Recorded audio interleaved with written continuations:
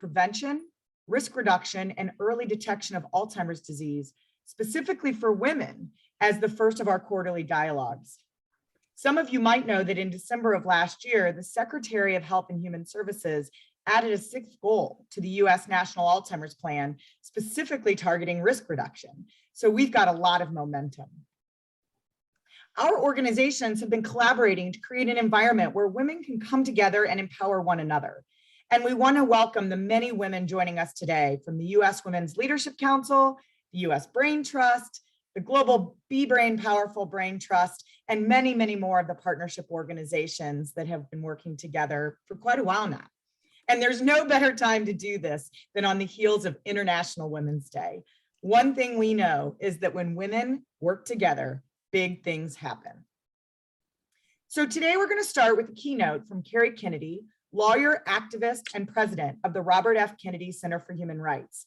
We'll then have 2 brief discussions, the first one on new interventions for prevention and early detection of disease with Dr. Kristine Yaffe from the University of California, San Francisco, and the second with Brooks Kinney and Mara Moret from the US and Global Women's Brain Trust to update you all on the launch of the Be Brain Powerful campaign.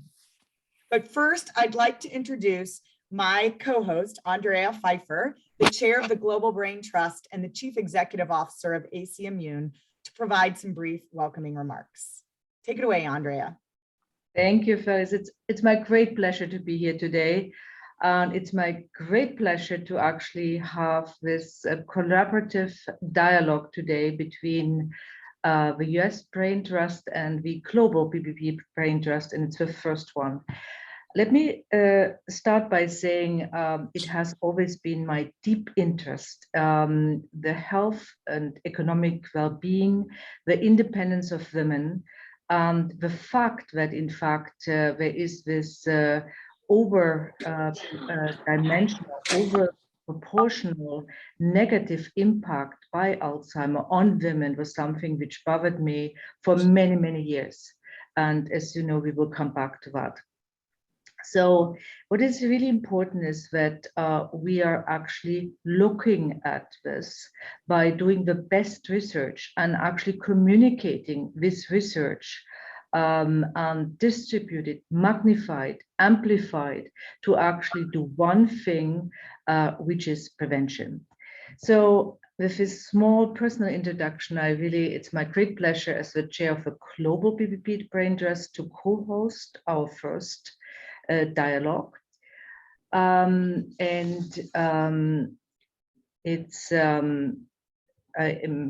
very much intrigued by actually have Kerry Kennedy on this dialogue because Thanks, sorry, go ahead, please. Because I think she is really a spokesperson for women's leadership, and she's an advocate to speak truth to power, which has never been as important as it is right now. Oh, thanks, Andrea. Oh, sorry, please go ahead. Yes, the Global BBP Brain Trust is proud of its expanding the collaboration with significant organizations worldwide, like the US Brain Trust, and who share the proposition that prioritization women's health magnifies their economic independence, power, and influence. Our all-women leadership is distinguished, globally networked with diverse professional expertise and personal passions. Our interest spans really a spectrum of crucial issues that impact all of us. So today, I would really announce that our invitees to this Global US Brain Trusts have many things in common. They are trailblazers and change agents in their respective professions and philanthropic endeavors. And what I like to say as a starting point to our dialogue is a quote which I learned from a friend. What we all have in common is time and our humanity. What we do with those two things defines who we are. And I hand back to Phyllis. Andrea, thanks. And I'm so sorry for cutting you off. You can tell I'm excited to jump back in, but we're going to bring you right back after Kerry's remarks so we can make sure to get that two-way dialogue going. So, Kerry, I'd like to bring you into the conversation. Obviously, you are a human rights activist and a member of the U.S. Brain Trust, and we're so appreciative of the role that you're playing there. You've been on the scene at multiple human rights crises around the world, and you've seen how women, when they come together, have the power to make change. Can you comment on that and specifically about this conversation of brain health and prevention and why focusing on brain and mental health is so critical during these challenging times? And I'll turn it over to you. Thanks. Thank you. Thank you so much. You know, I think it's impossible to say anything today without starting with Ukraine. As Putin tries to reassert dominance in former Soviet states, and feels confident about that because when he invaded Georgia, which he still occupies part of, the world yawned. And then when he invaded Crimea, the world yawned. And increasingly, he's seen that autocracies are accepted across the globe, that refugees are demonized. So he felt confident that refugees from Ukraine would not be accepted into Europe. And as this war unfolds, I think the world is really taking note. I think it started with Zelensky's courage, saying, we don't need a ride, we need ammo. That made us all stop in our tracks. And I think the world, or at least Europe, is now rising up to support democracy and freedom and territorial integrity and stopping the autocracies that Russia counted on, from Hungary to Uganda to Sudan to Myanmar and Bangladesh, Guatemala, Venezuela. And in recent years, the rise of that type of rhetoric, even here at home. This war, like all wars, targets women. Millions have already fled their homes, carrying their babies, walking with their children, their toddlers, taking everything that they can in nothing more than a carry-on bag, walking for miles, desperate, surrounded by cluster bombs. This war is going to transform generations, and in the next 5 years, Ukraine will need to rebuild itself, rebuild the bridges, the buildings, the electric grid, but most especially, it's going to need to rebuild people's lives. And there is not a single refugee of the millions who have already come out of Ukraine and the 40 million people who are left in that country who are not going to be beset by trauma, by mental health issues. So now in the short term, we're going to see a spike in mental health issues in Ukraine. And then in 10 or 15 years from now, we're going to see a spike in Alzheimer's, because stress and mental health and a mental health assault like the type we're seeing is a precursor for disease. Now think about that in all the wars all over the world. And think about that especially in terms of the impact of women, the impact of COVID on women. It's incredible to think that 2 years ago, we were in the early stages of worldwide lockdown as COVID-19 was sweeping across the globe with the speed of savageness that few predicted. We didn't know then how many lives would be lost fundamentally. Our daily lives and perspectives would change, or what the many, many ripple effects of the pandemic would be. But we now know what the United Nations calls a shadow pandemic has emerged, where all types of violence against women, particularly domestic violence, has increased due to COVID. Across the globe, COVID has taken a devastating impact on the lives of women. Women are most likely to be exposed to COVID because we are the caretakers, the healthcare workers, and the teachers. In a survey of 104 countries, it was found that 80% of the nurses are women. Once sick, women are less likely to have the financial resources to care for themselves. Adding to the gender pay gap, women have been forced to leave work in order to care for loved ones, as well as to care for kids who are not in school, further eroding their economic stability and their power at home. As a result of COVID, 1.5 billion children are no longer in school, the vast majority of whom are cared for by women. Pre-COVID, women were doing 3/4 of the 16 billion hours of unpaid domestic work in the world. Today, that number has skyrocketed. And the combination of the economic pressure, illness, childcare needs, and social isolation, along with the prevalence of a misogynistic society, has resulted in women being badgered and beaten and brutalized and raped in unprecedented numbers across the globe. A report by Save the Children predicts that the economic impact of the pandemic pushed an estimated 500,000 girls into child marriage in 2020 alone. Emerging data shows a 5-fold increase in calls to domestic violence helplines, so much so that code words were developed to give survivors discrete routes of support in pharmacies in Britain and France.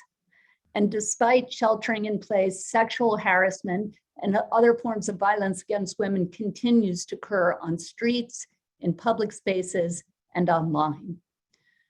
Survivors have limited information, awareness, and access to support services. With the partner perpetrator in the room next door, survivors are having an increasingly difficult time calling for help.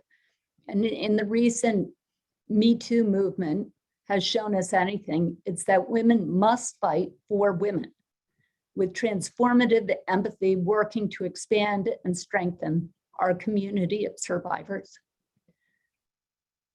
I'm so proud of the work we're doing at RFK Human Rights on protecting women and partnering with women in countries across the globe to help stop the violence. But much more needs to be done, especially because we are in the face of systemic problems, not isolated cases.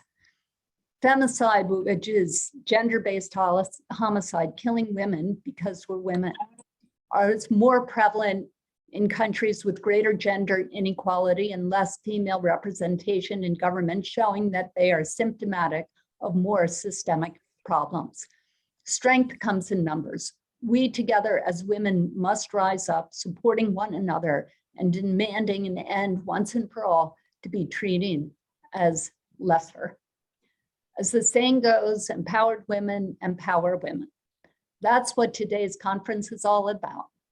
I'm honored to join you. And again, my thanks to Meryl Comer and Brooks Kenny and George Vredenberg and all our friends and colleagues at Us Against Alzheimer's for organizing this session today. So here's to strong women. May we know them. May we be them. May we raise them. Thank you. Kerry, thank you so much. I love the quote that empowered women empower women. And I'm going to ask Andrea to join us as part of this dialogue. She's one of the most empowering women I know. And I remember sitting in a room at one point when I was, actually, I think we were at a bar after a meeting, and I was struggling with some of my own personal challenges around caregiving, and she's the one that really pushed me into getting the help I need. And so having those women around you is so critical.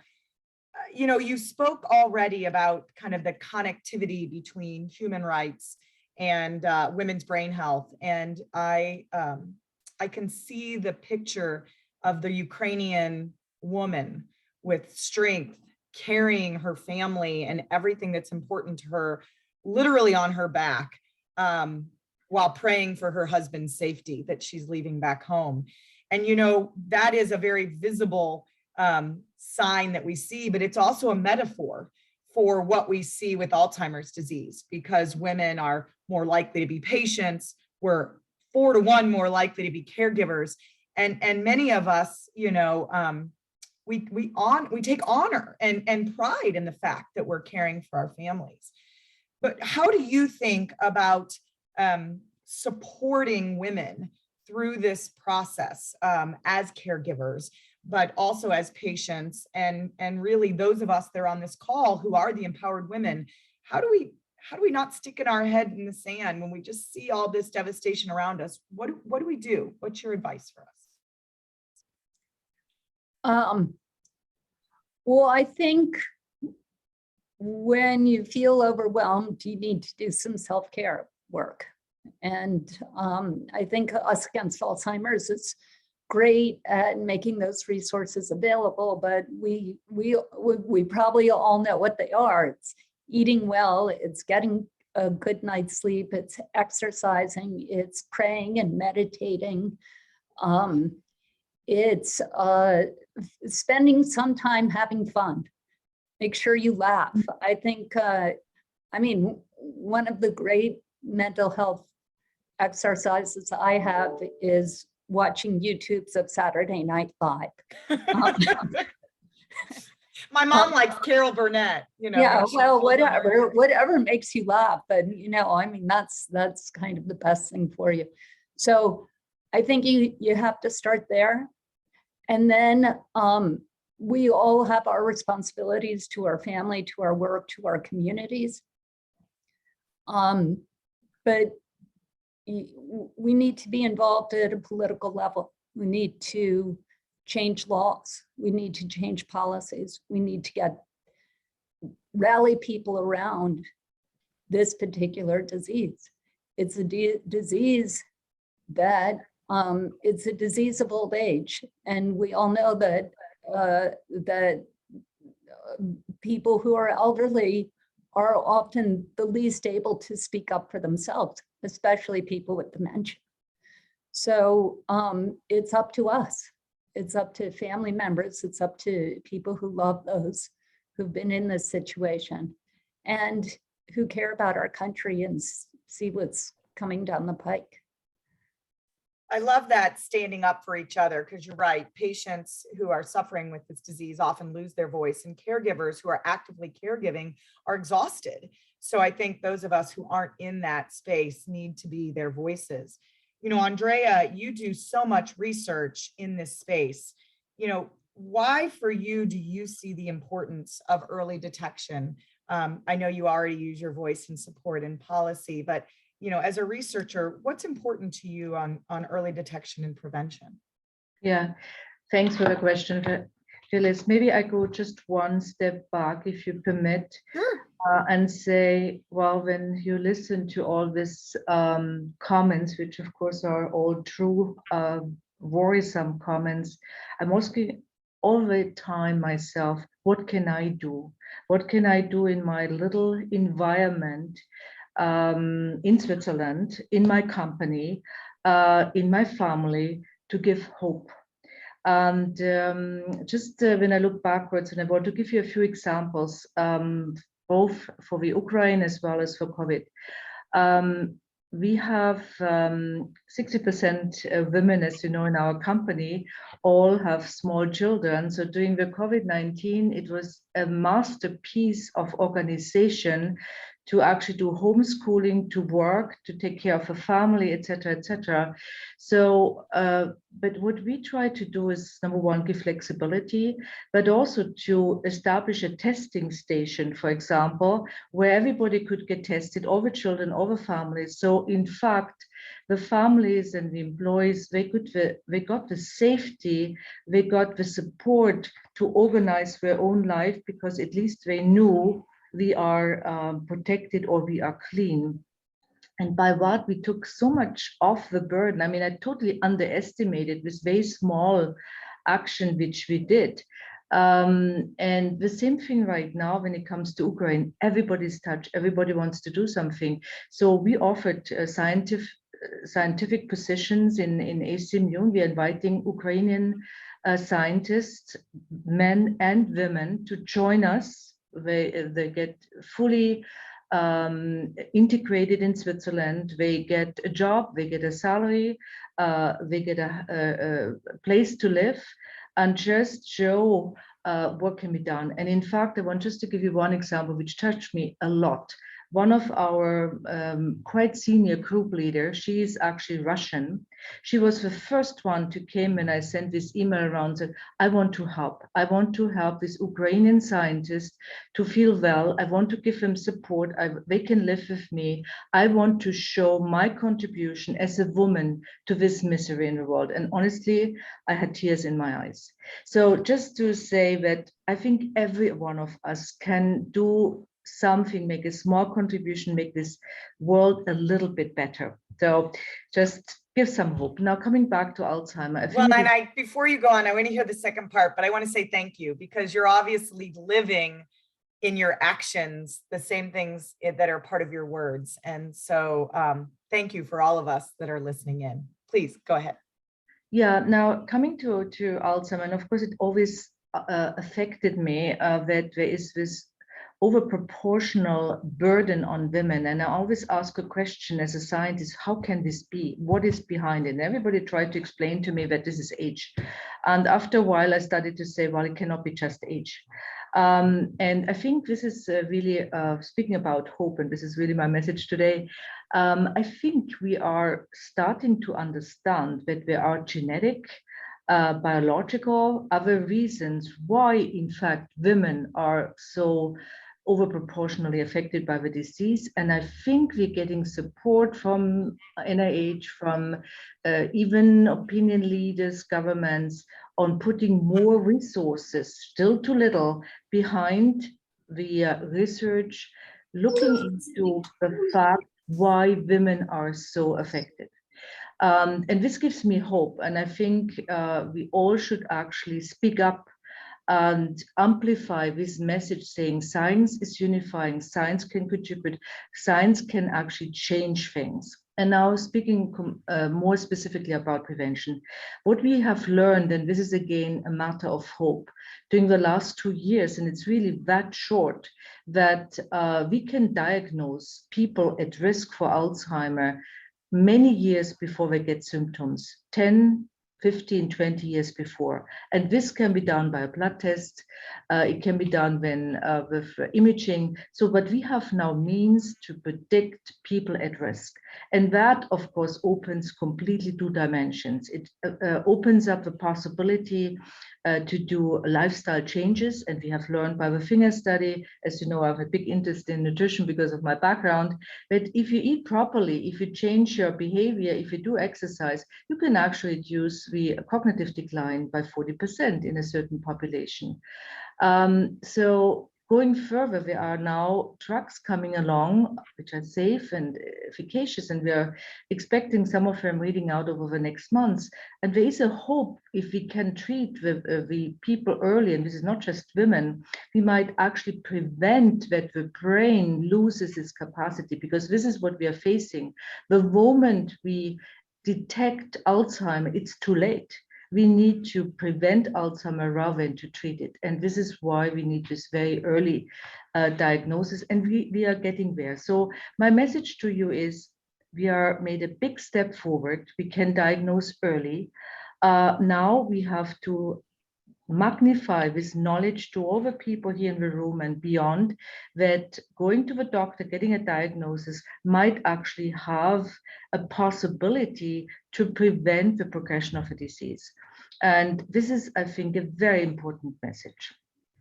Well, and Kerry actually hit on some of the highlights of those risk reductions already when she was talking about sleep and mindfulness and some of those things that sometimes women aren't very good at. So a little bit later, we're going to actually bring in Dr. Yaffe to talk about some of those things. But Kerry, I can't let you go without asking you, what gives you hope as we face what's obviously the next epidemic, which is Alzheimer's disease, because as people age, that's the highest risk factor. And thank goodness we've tackled a whole bunch of other diseases. That means more of us are aging longer.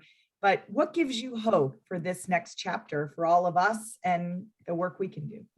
And Kerry, if I can add to this, what would you recommend me as a researcher, as a scientist, very dedicated female scientist, to do to make this prevention faster, better, more accessible? Thank you. Well, thanks for both of those questions. And I'm so honored to be with you today. Andrea, I mean, I think, I think that Martin Luther King said, use the gifts that you've been given to God by God to make the world a better place. And I think you're doing that. I mean, you're doing it. So maybe that's what your gift is, to be the scientist. And there are other things for sure that you can do to change policy, and then that might be part of what you're called to do as well, to go into to meet with members of governments, to meet with activists. But it's not necessarily what's the best use of your time. And your time might be best used in doing what you're doing and in looking in the mirror and saying, I'm doing what I should be doing. And we have to know that at a certain point. What gives me hope is being on this conference call today, this Zoom today, seeing the work of Us Against Alzheimer's, seeing the commitment of so many people, being in the presence of somebody like Brooks Kennedy. I almost joined my family there.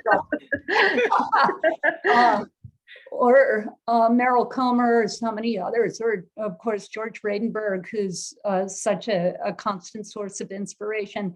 And let me just tell you why. I started working in human rights in 1980. And at the time, all of Latin America was under right-wing military dictatorships. Today, there's not one left standing. All of Eastern Europe was under communism. Today, there's no communist governments left. South Africa was at the height of apartheid. Today, South Africa's had a series of freely elected governments elected by a majority of their people, and women's rights was not on the international agenda. And now women's rights is a key part of every country's foreign relations.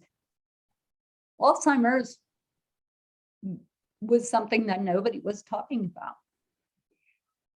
All those changes came about not because governments or militaries or huge multinational corporations wanted them to. In fact, all of those forces tried to stop these changes. They came about because small groups of determined people harnessed the dream of freedom and made it come true. That's what made those changes happen.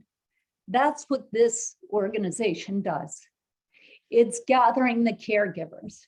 It's gathering the women. It's gathering the scientists. It's gathering the members of Congress. It's gathering the political leaders in other countries. It's going to the journalists. It's saying we need to, it's small groups of people, bringing more and more small groups of people in. It's identifying what do these people have in common that can help add to this cause. And this is, after all, a cause of human rights. It's the dignity of the aged. It's the healthcare of all of us. And, for those who think, well, Alzheimer's is only about what happens when you get old, that's not right. Because if you are not exercising, if you are not getting the nutrition you need, if you are not getting the trauma therapy that you need, that's a young person's issue.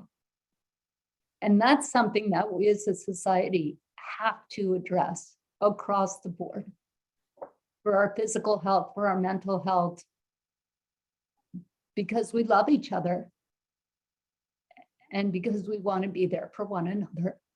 So that's what gives me hope.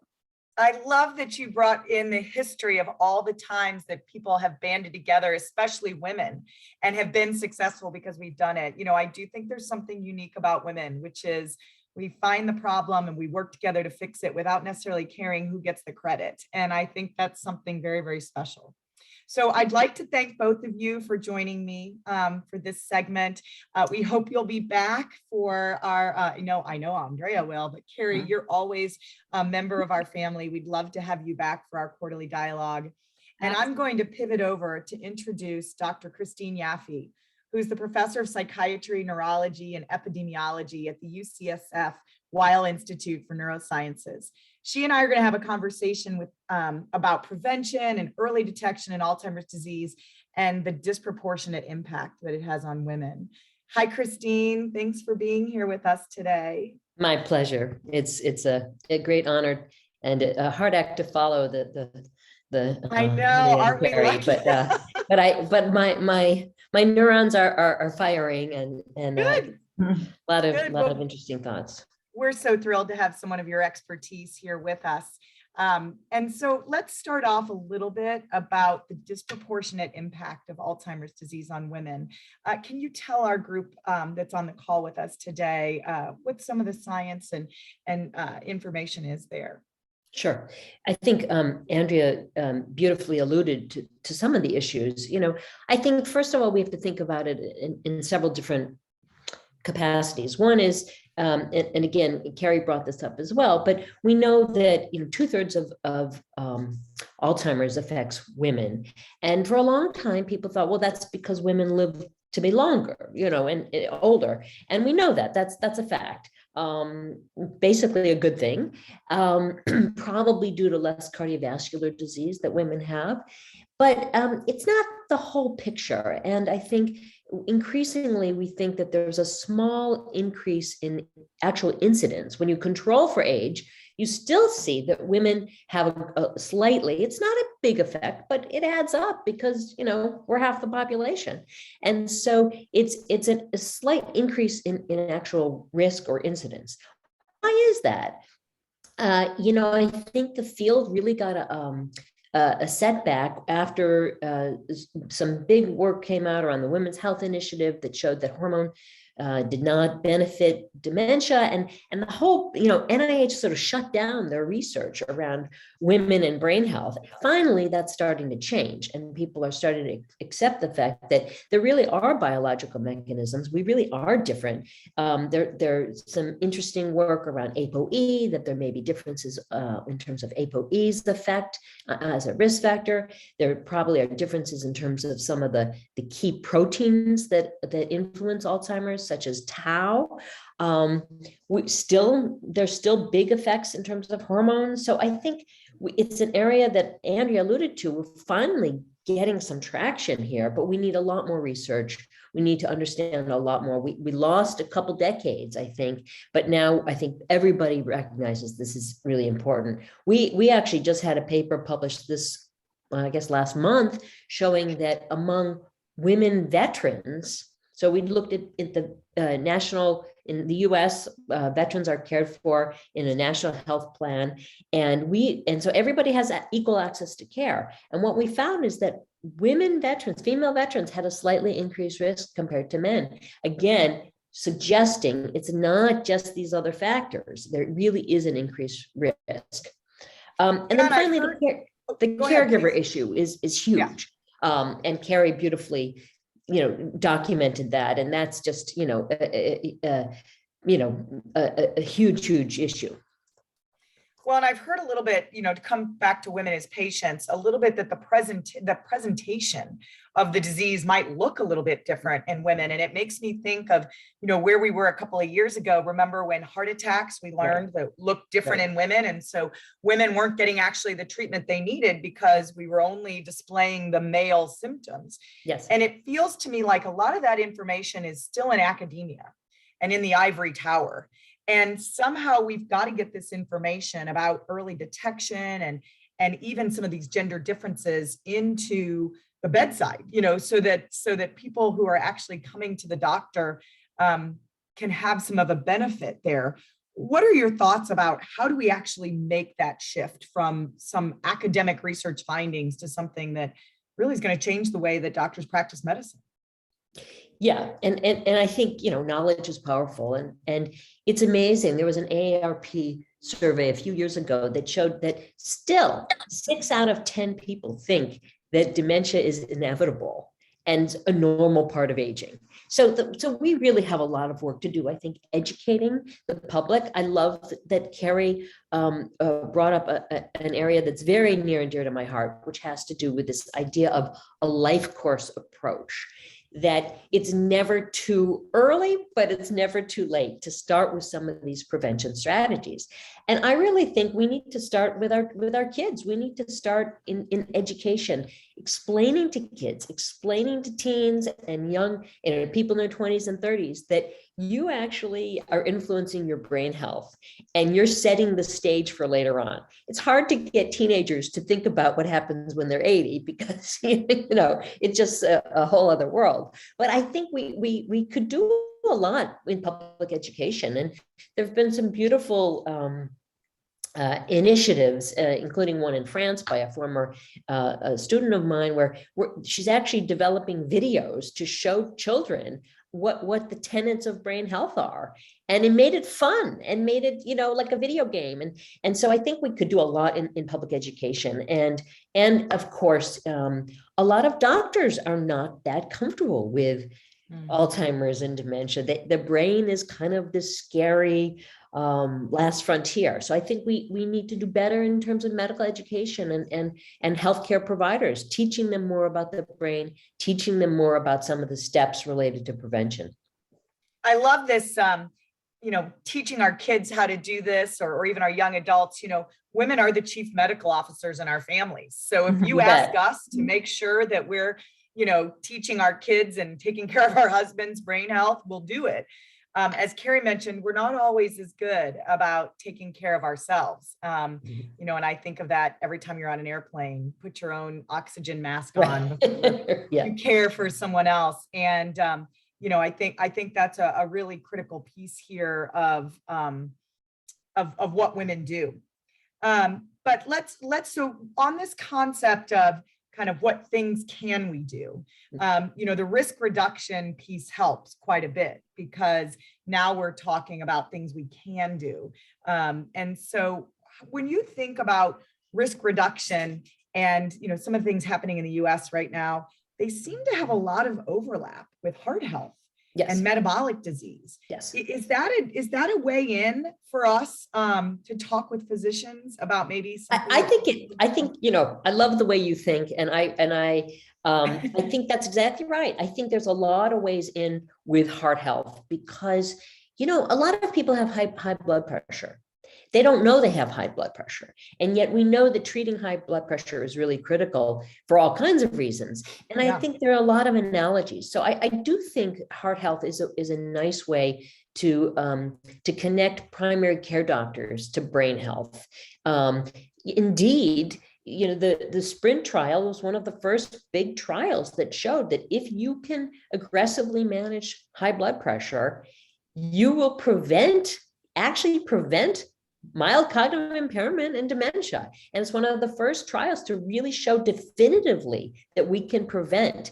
So I'm all for that. And I think it's a great strategy. We know that heart health, whether it's because of diabetes, blood pressure, cholesterol levels, et cetera, that these are fundamental connections in terms of not just vascular changes in the brain, but also Alzheimer's disease. So I couldn't agree more. I was sitting next to a cardiologist when Mia Kivipelto first showed her finger study results. And I remember him saying, it took us a decade to see these kinds of results. And, now we have the Worldwide Finger Study, which are looking at, these risk reduction technologies. I think we see outside the United States with the United Nations and ICOPE looking at the elderly population holistically, which is also, I think, what these things do. And, I think, sadly, Alzheimer's disease is the single most feared disease. over cancer, over diabetes, over heart disease. And so if Alzheimer's disease is a motivation for people to take care of their heart health and their metabolic health, I think that's a fantastic solution as well. So you do some education of physicians. I think I've got just a couple more minutes with you. What kinds of things, when you talk to, a neurologist or someone who's day to day at the bedside, when they say that they are kind of not confident about diagnosing Alzheimer's disease, what kinds of things do you say to them? How do you increase their confidence? Well, first of all, I try and break down some of the pieces, so it's not this mystery. Like I said, the brain, I think, is sometimes a bit hard for people to tackle, whether it's mental health or whether it's neurologic disease. And so I try and break it down and show what's possible and how powerful it is, and ultimately how you can make such a big difference. I mean, the brain is really, in many ways, what defines us. And so I think it's an exciting challenge. And I think most people want to learn, they just don't know how to go about it. So I think I think education is terribly important across the board. And we've made so much progress from a research perspective as well, right? I mean, 20 years ago, we didn't know that the pathology was actually in your brain, long before the symptoms. Yep. And, having had a little bit of experience in psychiatry, I know the stigma around any mental illness, any brain health situation is tremendous. So now to be able to have these biomarkers, whether they be potentially in the blood or the cerebral spinal fluid or an image on the brain, to show doctors this is real. This isn't. I think it's a game changer, and Andrea mentioned it, but I think particularly the blood markers, because it's much more accessible. You don't need to have a specialized PET scan or have a lumbar puncture, and I think the blood biomarkers are really going to change this disease, how we diagnose it, how we treat it, and I think it's going to make it much more accessible to our primary care colleagues. Yeah, and it certainly will be more accessible in lower and middle income countries who may not have access to some of the Absolutely. Yeah. Andrea, did I cut you off? Were you coming in for a question? Yeah, I had when I listening to you, Christina had a very important question. I see also that Fiona is on the call. I have two backgrounds. One is in food, and the other one is in pharma. And one thing which is always sort of amazing to me, and I still feel our communication, education is not good enough. I mean, food has a very important impact on our health, on our brain. So why is there not more collaboration between, the pharmaceutical and the food industry? Because as the Finger study showed, actually, in the best possible way, if you adjust your habits, your lifestyle, you can make a big difference. So what can we do to bring these two areas together, which would be a very powerful concept? Sorry, that is if I interrupted you. We'll give Kristine another minute. I couldn't agree more. And I think just getting the NAPA, another milestone for the National Alzheimer's Plan, which I think, Us Against Alzheimer's had a very important role in, I think is critical. So now at least it's on everybody's radar that we have to study risk factors, we have to understand prevention, we have to start doing more of this work. And I think diet and nutrition is one of the cornerstones. I think you're right. There's been a lot of resistance to understanding the connections with diet in sort of mainstream medicine in general, but I think particularly with brain health. So, I have a lot of colleagues who say to me, oh, you're interested in this lifestyle stuff, but, I'm going to cure Alzheimer's. And I say, hey, let's do this together. They're not separate issues. And of course, we're going to have great medications, and they will go along with lifestyle factors, just the way we treat cardiovascular disease. These are not separate things. We bring them together and we achieve much greater. Fiona, jump in and then I'll pivot. Hi, yes. So as Andrea mentioned, I've got a food background and very heavily back involved in food. But this is a policy issue, actually, because what's happening, and certainly here in the UK, government actually have taken food nutrition off the curriculum in schools now. So we don't have it, certainly in the UK, you do not have it as an option at GCSE level or at A level. And, you know, that means that, you know, people go in to become housewives, you know, mums, etc., with no understanding of how to actually make, you know, really good, nutritious foods. So the whole government here, and I don't think it's, you know, just the UK, is so taken up by sort of obesity and all of the issues around that, that's the kind of focus. Whereas indeed, what we're talking about here today is absolutely, you know, equally, if not more important than that. And somehow we have to change policy. So I'm actually at a big food and drink dinner tomorrow night, sitting next to the president, and I'm going to talk to them about should they actually try and get involved a bit more with pharma and try and see, is there a way to kind of bring those two sectors together in a way that there's more collaboration? Because I do agree that this is something that, you know, needs better understandings, and stop looking at it through just one lens, but think about the whole sort of the whole well-being really of it. So Well, quote us, Fiona, when you're there tomorrow night, quote this group, tell them you've got a group of powerful women. Because I know there's a whole bunch of us that want to advocate. And for those of us that have had this disease in our families, we refuse to let it hit our children. And while we'll never be able to blueberry our way out of Alzheimer's disease, so Kristine, I'm totally with you. We got to do both, right? Pharmaceutical and food nutrition. Women get it. So thank you, Dr. Yaffe, for being with us today. Fiona, thank you for coming in on a cameo for us. I'd like to pivot quickly over to Brooks Kinney and Mara Moret. Brooks is the executive director of the Be Brain Powerful campaign and vice president of consumer engagement and partnerships for Us Against Alzheimer's. And Mara Moret is the vice chair of our Global Brain Trust, and she's the honorary president of the Women's Brain Project. So Brooks and Mara are going to share the impact of some of this Be Brain Powerful campaign work in the US and what we're going to be doing in Europe. So how we can all jump on board and help. Brooks, over to you. Great. Thank you so much, Phyllis. And just so delighted to be here with all of you today, and certainly humbled to be on the same agenda with all these amazing women. And thanks again to Kerry Kennedy for being our keynote this afternoon. So what gives me hope when I watch and listen to this dialogue is that about 4 to 5 years ago here at Us Against Alzheimer's, we were talking about our vision for how to change the conversation about Alzheimer's. How can we empower women as the chief medical officers of their families to start thinking about their brains as a vital organ? How can we start making brain health part of the natural conversations with our girlfriends and in the doctor's office? And so we did a lot of research, and what we learned from that market research was that women want to understand their brain health. Women want to understand what they can do to maintain their brain health. And most importantly, they told us through our research that they wanted to understand how to actually raise the topic with their provider.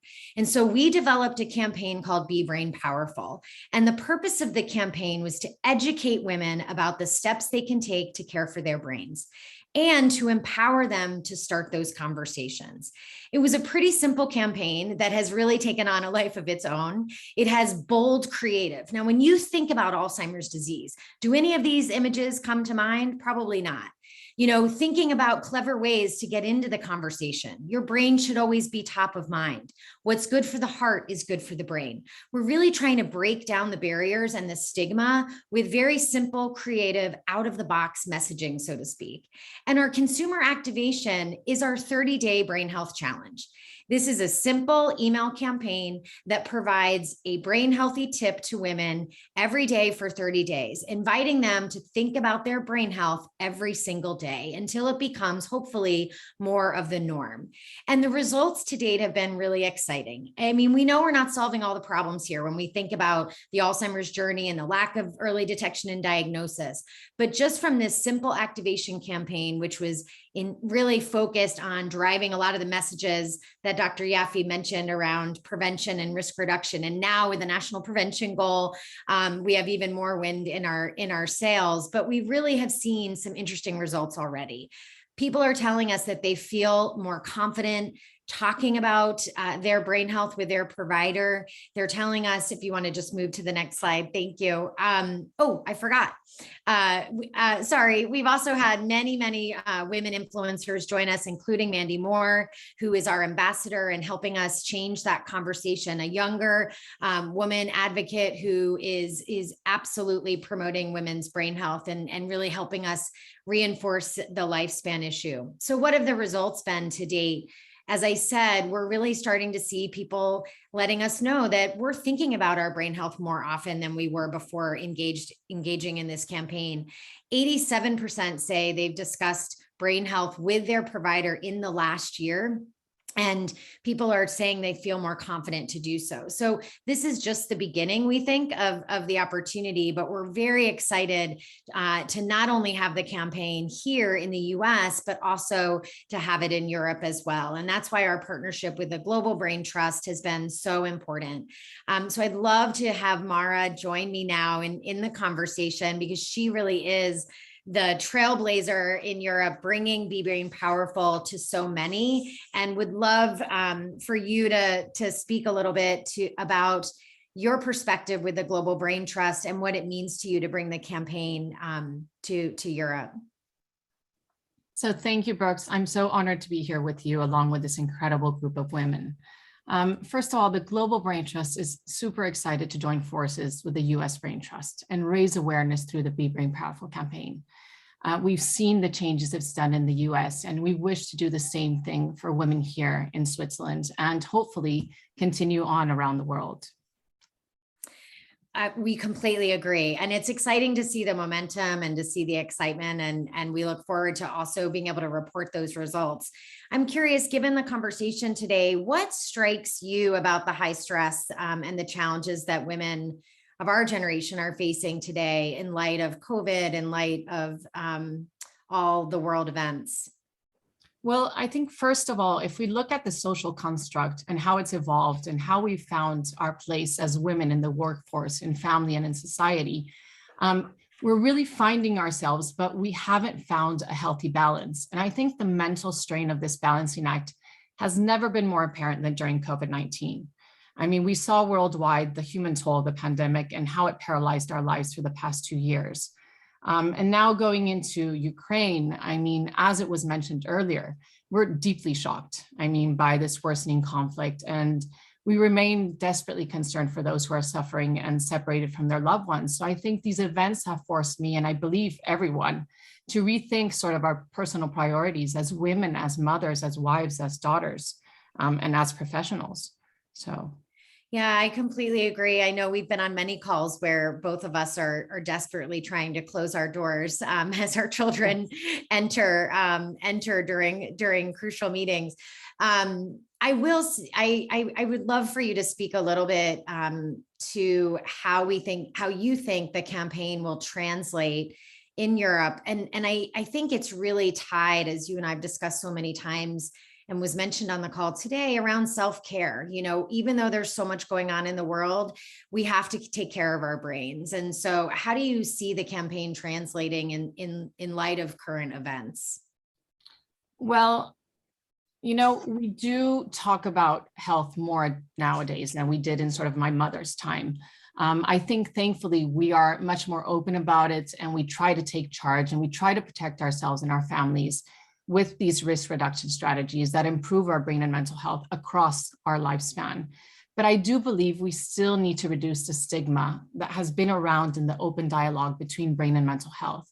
And as a friend said to me not that long ago, she said, it's okay not to be okay. We can just talk about it, and we should talk about it. So I think once we look at how it's going to translate, I mean, the World Health Organization has now called brain and mental health the biggest issue of our time across the generations. And it is with this in mind that we are launching, as the Global Brain Trust, you know, in Europe, the Be Brain Powerful campaign. It was launched here in Switzerland by the Women's Brain Project in collaboration with the UsAgainstAlzheimer's Global Alliance on Women's Brain Health. We want the importance of brain health to be a message heard loud and clear, not just in the scientific, policy, and health community, but really going to the broader awareness of everyone. And as you know, and as people heard, the Be Brain Powerful campaign in the US is reaching tens of thousands of people, and with its virtual 30-day brain health challenge. By bringing it here to Switzerland, we are adapting it to our life here, and at the same time, bringing it in English, French, German, and Italian. The idea is to empower women as pillars in their families and communities to be brain powerful and to be really agents of change. That's fantastic, and really appreciate so much our collaboration and the dialogue today. And I think it really starts with the dialogues. As Kerry Kennedy said so well, change really happens when small conversations turn into larger ones, and we have the ripple effect and the collective voice of so many women. And so with that, just want to thank you so much, Mara, for your partnership, and turn it back to our fearless moderator today, Phyllis, to wrap things up and help us close things out. But such a rich dialogue, and so exciting to be part of the first one with the US and Global Brain Trust. So thank you so much, Phyllis. You guys gave me the hard job, because we could have been talking with all of these presenters easily, double, triple the amount of time we had with them. But I did get a couple of calls to action there. One was for everybody to sign up for the 30-day Be Brain Powerful Brain Health Challenge. So we've got that action item. And then secondly, it sounds like we have lots of opportunities to support the campaign. I'm going to actually not give the closing remarks. I'm going to hand it over to Andrea, my co-host, to close us out. And Andrea, we did it with 2 minutes to spare. We are going to be able to bring it home on time. Yeah, so this just leaves me to really thank everyone who participated today in our first dialogue. I think hopefully there are many to come.